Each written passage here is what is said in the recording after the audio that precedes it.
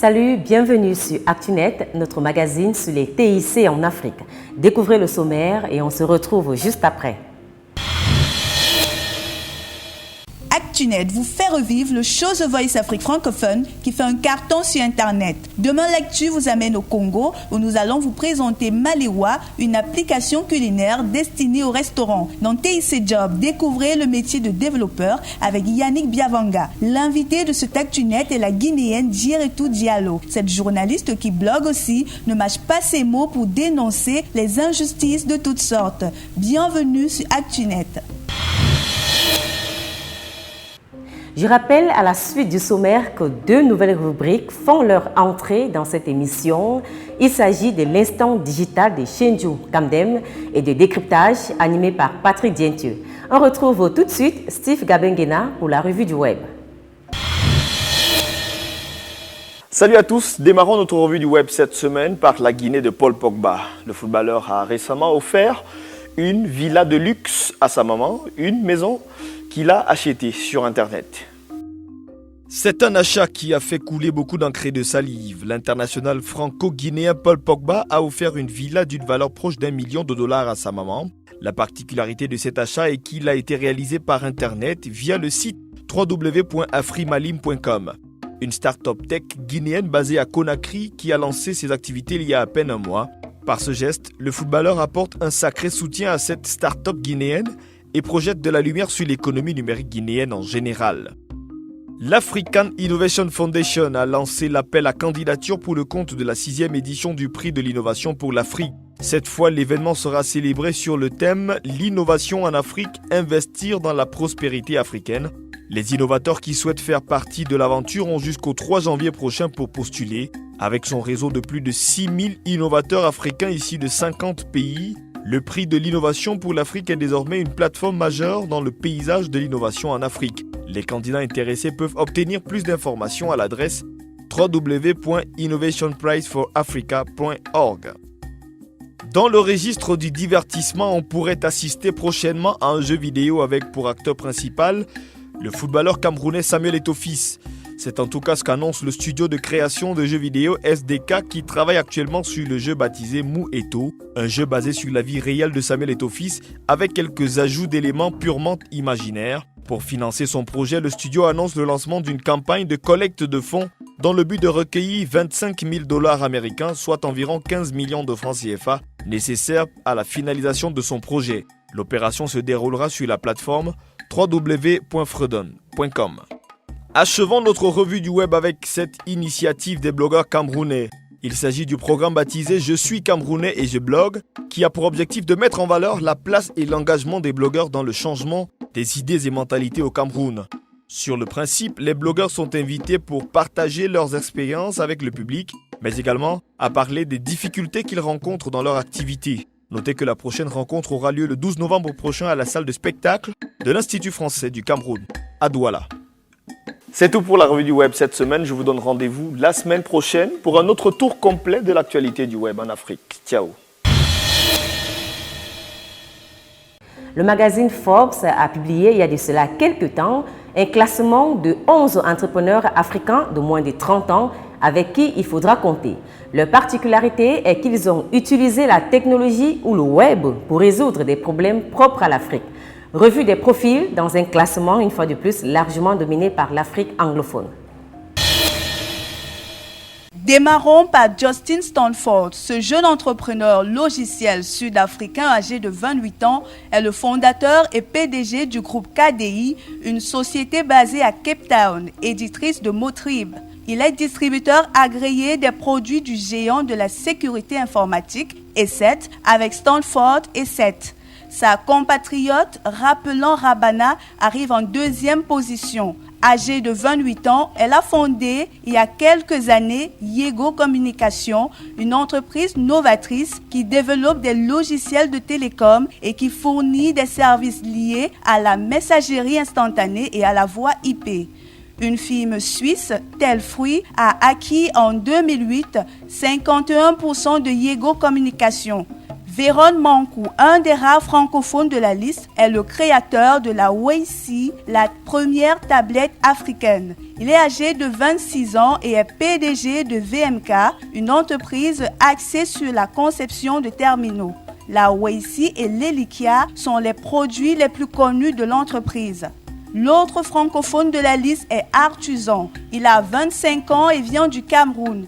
Il est l'inventeur du Cardiopad, une tablette tactile médicale qui permet de réaliser des électrocardiogrammes à distance. Cette tablette devrait permettre aux patients situés en zone rurale d'effectuer un suivi régulier de leurs problèmes cardiaques sans avoir besoin de se déplacer vers les grandes villes. Les 3 jeunes Nigérians, Opeyemi Awoyemi, Olalekan Olude et Ayodeji Adewunmi, ont lancé Jobberman, un moteur de recherche d'emploi au Nigeria qui totalise actuellement plus de 50 000 visites par jour. Les autres jeunes tech entrepreneurs de la liste sont le Nigérian Oluwaseun Osewa, fondateur de Nairaland, le plus grand forum en ligne d'Afrique. Ashley Huys de Medical Diagnostic, un Sud-Africain qui développe et commercialise des kits de tests médicaux abordables et fiables pour le paludisme, la syphilis et le VIH en 30 minutes. Mark Keiga, lui, a 25 ans et est présenté comme réalisateur, distributeur numérique et entrepreneur. Il est associé et cofondateur d'Afri Novator, une entreprise faisant la promotion de l'innovation africaine et de start-ups technologiques. La Zimbabwéenne Faira Gundan fait aussi partie de ce classement et est la fondatrice de Faira Media, une plateforme publicitaire en ligne et sur mobile axée sur l'Afrique. Elle est aussi cofondatrice d'Africa Trip Deals, un système de distribution de voyages en Afrique. Mon invitée de ce ActuNet est Dieretou Diallo. Elle est guinéenne, journaliste et blogueuse sur dieretoudiallo.com. C'est une jeune femme trépidante qui ne mâche pas ses mots lorsqu'il faut dénoncer les injustices de toutes sortes. Elle vit entre Nice, Conakry et Dakar et est à l'origine de plusieurs initiatives comme Guinéenne du 21e siècle ou encore Entre nous télé. On l'a rencontrée à la place de Souvenir à Dakar au Sénégal. C'était à l'occasion du festival en Afrique des blogueurs et youtubeurs 2016. Salut Dieretou. Bonjour Annie. Alors qu'est-ce qui vous amène au blog dès le départ? Alors je suis venue au blog assez naturellement. Lorsque je me suis expatriée, j'ai quitté la Guinée. Donc j'avais beaucoup de choses à dire sur la gestion de mon pays, sur des choses que je voyais que je n'appréciais pas forcément. Donc voilà, je me suis dit que le blog serait la plateforme idéale pour venir dire ce que je pensais, aussi pour retracer mon vécu en tant que jeune étudiante comme ça qui s'expatrie à l'étranger, qui ne sait pas toujours comment ça se passe. Donc j'avais vécu plein d'épisodes de racisme, donc je voulais évoquer tout ça sur mon blog. C'est comme ça que je suis venue au blogging. Ça fait donc partie des sujets, la vie dans la société, la vie d'un expatrié, d'un immigré en société. Quels sont les autres sujets que vous abordez et comment est-ce que vous le faites? D'accord. Alors moi j'ai un blog qui s'appelle un blog généraliste. Ça veut dire que je n'ai pas de thématique particulière. C'est un choix particulier de ne pas avoir de ligne éditoriale parce que je suis quelqu'un qui écrit au gré de l'inspiration. Aujourd'hui je peux être inspirée par, je sais pas moi, le phénomène Napi et demain être inspirée par le mouvement, par le nucléaire ou l'économie ou le Brexit. Donc voilà, je suis inspirée par les voyages, par les personnes que je rencontre. Donc je ne voulais pas me faire de barrières parce que ça m'aurait empêché d'aller vers d'autres sujets. Donc lorsque j'ai une chose en tête, un sujet que j'aimerais évoquer vraiment, qui me tient à cœur, je viens, je fais des recherches dessus, je me documente ou parfois c'est juste quelque chose que j'ai dans le cœur, que j'ai dans le ventre, que je viens, que je couche sur le site. Alors on a vu que vous êtes quand même une blogueuse engagée, justement avec une campagne comme Guinéenne du 21e siècle. Qu'est-ce que vous avez voulu laisser passer comme message pendant cette campagne-là? Campagne numérique et digitale que j'ai mise sur pied avec 17 autres jeunes femmes, des Guinéennes, qui vivent un peu partout en Occident, aux États-Unis, à l'étranger, tout ça, et qui sont aussi à Conakry. Il était important pour moi de vraiment faire participer tout le monde, toutes les ethnies de mon pays, parce qu'il y avait toutes les ethnies, Peul, Malinké. Le but, c'était vraiment de déplacer le débat aujourd'hui sur le digital. Les nouveaux outils de communication, aujourd'hui, les jeunes ont de nouveaux nouveaux outils de communication. Il est important de venir sur ces outils de communication-là, partager avec eux, travailler avec eux, peut-être provoquer le déclic dont on a besoin. Donc le but vraiment de Guinéenne du 21e siècle, c'était d'évoquer toute la souffrance de la Guinéenne sur le digital pour permettre aussi à la diaspora, des gens qui... Parce qu'en général, qu'est-ce qui se passe en Guinée? Le 8 mars, on va au Palais du Peuple, on fait des danses, on porte des pagnes, donc voilà, c'est un peu archaïque, folklorique. Donc vraiment, je voulais un débat de fond sur le digital pour permettre aussi aux Guinéens de la diaspora de participer au débat. Aujourd'hui, quelle peut être la place justement de l'univers digital dans les combats quotidiens qu'on mène en Afrique, dans les combats quotidiens? Il y a plusieurs mots. Comment est-ce qu'on peut utiliser le digital pour atteindre justement les cibles, pour sensibiliser les populations? Le digital aujourd'hui est une chose, j'ai envie de dire, incontournable. Les réseaux sociaux, les médias sociaux, ce sont des outils, ce sont des armes, ce sont des moyens de faire passer son message. Donc, au-delà de ça, aujourd'hui, on a vu que le digital, grâce au digital, aujourd'hui, on a pu faire du monitoring d'élections présidentielles. C'était le cas avec l'Association des blogueurs de Guinée qui a initié le projet Guinée Vote et tout, où on a vu effectivement qu'il y avait on a pu contrôler les élections, d'accord?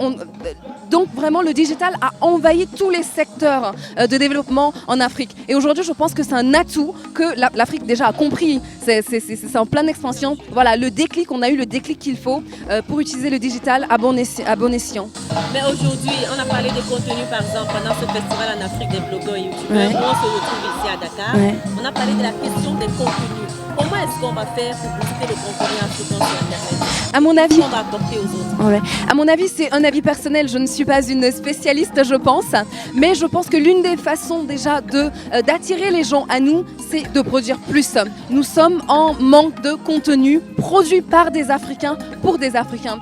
En général, lorsqu'on a du contenu, ce sont des expatriés qui viennent en vacances ou voilà, qui vivent ici, qui viennent quelque temps, voilà, qui retracent après, qui disent leur impression de l'Afrique. Il est important parce qu'au final, c'est notre continent. Nous sommes nés ici, nous avons grandi ici. Personne ne connaît mieux l'Afrique que nous et c'est à nous de la compter.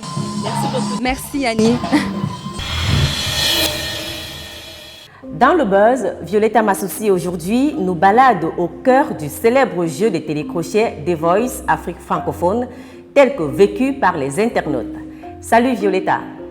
Salut Annie, salut chers téléspectateurs. Ils sont près de 10 millions d'internautes à avoir été touchés par le hashtag The Voice Afrique lors des 3 premiers épisodes du show diffusé sur Vox Africa. Plus de 3000 tweets ont été utilisés contenant ce hashtag au point de le placer hashtag The Voice Afrique dans le top trading des hashtags les plus utilisés tous les samedis soirs au moment de la diffusion du show. Sur Twitter, le compte The Voice Afrique, ceux des coachs dont Asalfo de Magic Systems sont les plus mis en favoris. Les tweets, posts et commentaires des internautes sont à l'admiration. Certains n'en reviennent pas d'avoir un show d'une telle envergure et d'une telle qualité en Afrique francophone. Comme en pareille situation, des groupes de soutien des candidats se sont déjà formés sur les réseaux sociaux. Ainsi, autour du hashtag The Voice Afrique, gravitent d'autres comme Vox Africa, Équipe Charlotte, Équipe Asalfo, Team 225, Team 237 et bien d'autres. Les équipes se sont aussi formées par pays pour soutenir leurs ressortissants. La chaîne YouTube, créée il y a quelques semaines, compte 12 000 abonnés pour 2 millions de vues cumulées. Les Camerounais Maljik, Verouchka ou encore Elsa, l'Ivoirienne Idia ou encore la Sénégalaise Aïda. La page officielle, quant à elle, caracole à plus de 150 000 j'aime en juste quelques semaines d'existence et des milliers de partages et commentaires. Un vrai engouement qui ne baisse pas au fil des épisodes. La possibilité est aussi donnée aux internautes de rester en contact avec les coachs sur le chat Viber pour discuter hors antenne et partager les coulisses à l'adresse www.viber.com/TheVoiceAfrique. Regardez quelques extraits des voix déjà entendues et régalez-vous. So I promise you forever and forever. Na foi somele amona munyenge mwese. Oh, the time has come for my dreams to be heard. There will not be pushed aside and turned. Me yo sali ninie yo yibinga meto yo bosani kanape. qu'on n'aurait pas dû partir. Mais oui, c'est évident. À bout de mots de rêve, je veux crier.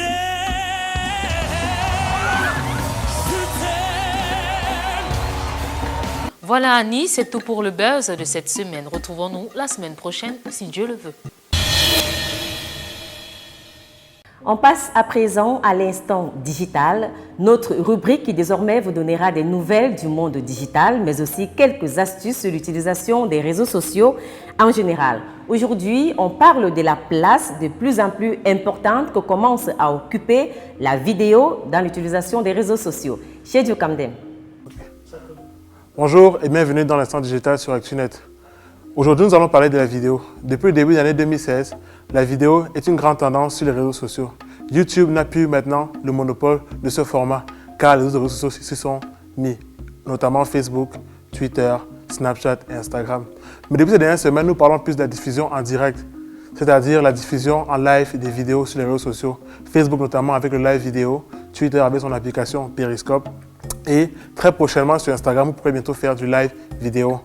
Il faut aussi savoir que Instagram va bientôt lancer les appels vidéo, ce qui est une grande chose pour beaucoup d'utilisateurs africains. Pour terminer, il faut savoir que si vous voulez héberger une vidéo sur Facebook, il est préférable de le faire que plutôt de partager un lien de YouTube, car elle aura une bonne portée. Car je sais que beaucoup d'utilisateurs africains aiment bien lire des vidéos sur mobile et il est donc préférable d'héberger directement les vidéos sur Facebook ou sur Twitter que plutôt de poster un lien YouTube sur ces plateformes. Merci et rendez-vous la semaine prochaine pour un autre numéro d'Instant Digital sur ActuNet. Cette semaine, Demain l'Actu vous amène au Congo où nous avons découvert l'application Malewa, la toute première application culinaire congolaise destinée aux restaurants. Salut Jefté. Bonjour Annie, Malewa c'est la première application du genre au Congo. Elle a été développée par un jeune start-upper, Carl Obisi, qui entend faire de la plateforme une référence tant au niveau national, mais aussi dans la sous-région. Bientôt au Congo, on pourra très bien se passer des serveurs ou des serveuses dans des restaurants, du moins pour ce qui est de l'enregistrement et du paiement des commandes. C'est ce que propose l'application Malewa développée par le jeune Congolais Carl Obisi, qui est la première plateforme culinaire du Congo. Sur le principe, l'application permet aux clients d'un restaurant de passer leurs commandes directement depuis leur table ou même avant d'arriver au restaurant, ce qui leur offre une certaine flexibilité. Quand un client arrive dans un restaurant, il se sert de l'application mobile qui est déjà là sur une tablette dans un restaurant et il sélectionne son menu, ce qu'il veut en fait. Il choisit tout ce qu'il veut, il valide. Dès qu'il valide, ceux qui sont à la cuisine sont notifiés qu'il y a une commande qui vient d'une telle table. Ils finissent de préparer et ils vont servir la table en question. Sur la présentation, l'application comporte deux espaces, l'un administrateur géré par le restaurant qui peut ainsi ajuster ses menus en fonction de ses disponibilités et l'autre, celui client qui permet de passer les commandes ou de les annuler. Pour l'instant, Carl Obisi est engagé dans une opération commerciale qui vise à proposer son application aux différents restaurants. Mais sur le long terme, il devra la mettre en ligne, ce qui permettra aux clients de passer des commandes directement depuis leur maison et de ne plus avoir à dépenser du temps. On reste au Congo pour notre rubrique TIC Job. Aujourd'hui, nous avons décidé de vous présenter un métier dont vous avez sûrement entendu parler. Il s'agit de celui des développeurs d'applications mobiles. Avec la pénétration de plus en plus forte d'Internet en Afrique, ainsi que la multiplication des smartphones, ce sont des milliers d'applications qui naissent chaque jour. Aujourd'hui donc, Yannick Biavanga va nous parler de son métier de développeur. Bonjour, je suis Yannick Biavanga, développeur d'applications mobiles.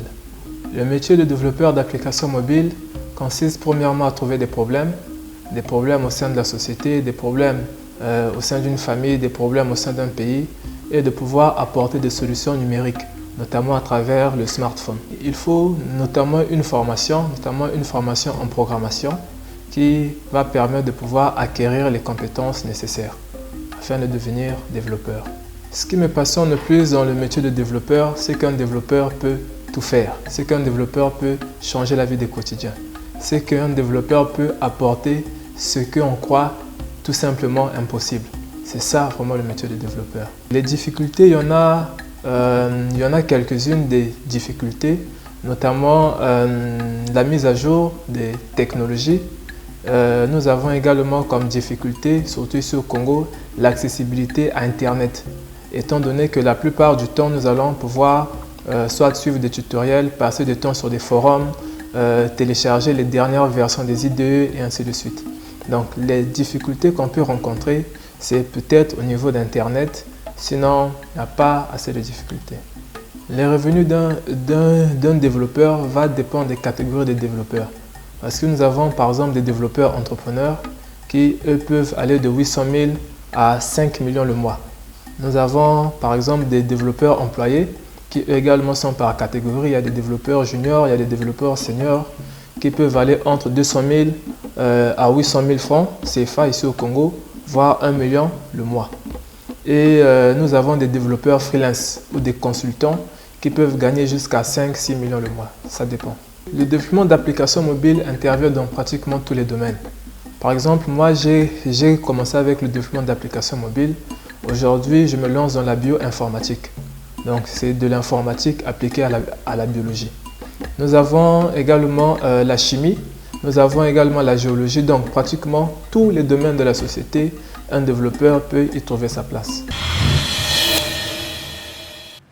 Nous vous l'avons annoncé en début d'émission, la deuxième rubrique qui fait son entrée pour cette saison 3 de ActuNet est décryptage. Chaque semaine, Patrick Dientieux vient vous éclairer sur un sujet bien précis. Alors si vous avez des questions, c'est l'occasion de rappeler que vous pouvez nous écrire à l'adresse actunet@voxafrica.com. Pour cette première, on va vous parler des cours en ligne dénommés les MOOC. Vous avez peut-être entendu parler de ce terme et vous ne savez pas de quoi il s'agit. Alors, qu'est-ce que c'est que les MOOC et quels peuvent être leurs apports à notre formation personnelle? Patrick Dientieux dans Décryptage. Bonjour Annie, bonjour chers téléspectateurs. Alors, les MOOC sont des solutions éducatives disponibles sur Internet qui vous permettent d'acquérir des connaissances, des compétences dans des domaines bien précis, et ce gratuitement ou alors à un coût très réduit. Alors, que vous soyez un étudiant qui souhaite approfondir ses connaissances en chimie organique, par exemple, et se mettre au niveau international, ou un jeune professionnel qui souhaite acquérir de nouvelles compétences en marketing digital, ou bien un chef d'entreprise qui va en savoir un peu plus sur le fonctionnement de la finance mondiale, il y aura un cours pour vous. Alors, du débutant à l'expert, les MOOC offrent deux avantages principaux. Tout d'abord, une qualité au standard international, parce que les cours sont des vidéos dispensées par les professeurs des meilleures universités du monde, telles que Harvard, le MIT ou l'École polytechnique de Paris. Ensuite, il y a l'ouverture. L'ouverture parce que dans les MOOC, vos camarades de classe sont en fait des citoyens du monde entier. Alors, si vous souhaitez démarrer un cours, la première chose, choisissez déjà le domaine d'application. Et ensuite, nous vous recommandons de choisir d'aller sur l'une des plateformes les plus célèbres de MOOC, telles que Coursera, EDX, Khan Academy, Open Classroom ou alors Udacity. Vous allez certainement trouver un cours qui correspond à votre besoin. Avec les MOOC, apprendre n'a jamais été aussi facile. À bientôt.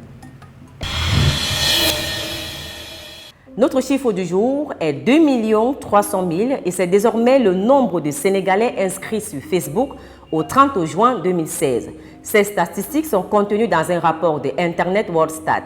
Rappelons que le Sénégal compte à peu près 7 millions d'utilisateurs Internet, soit un peu plus de 51% de sa population. ActuNet, stop et fin pour cette édition. Merci d'être resté connecté. Vous pouvez nous écrire à l'adresse actunet@voxafrica.com. Restons aussi en contact à travers les réseaux sociaux. Je vous laisse, comme cela est des traditions, sur une vidéo. Et aujourd'hui, il s'agit des extraits de prestations de 4 candidats du jeu télécrochet The Voice.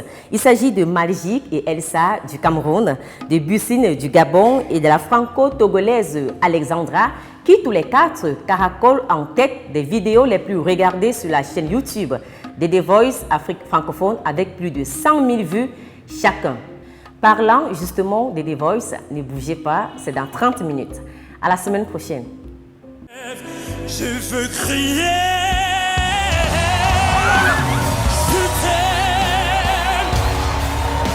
Je t'aime comme un fou, comme un soldat, comme une star de cinéma. Je t'aime. Oui. Tanto abanga wewe nge wakakalaka wampesi o tango sobre un bohemie, y ven a la yuquita saliendo.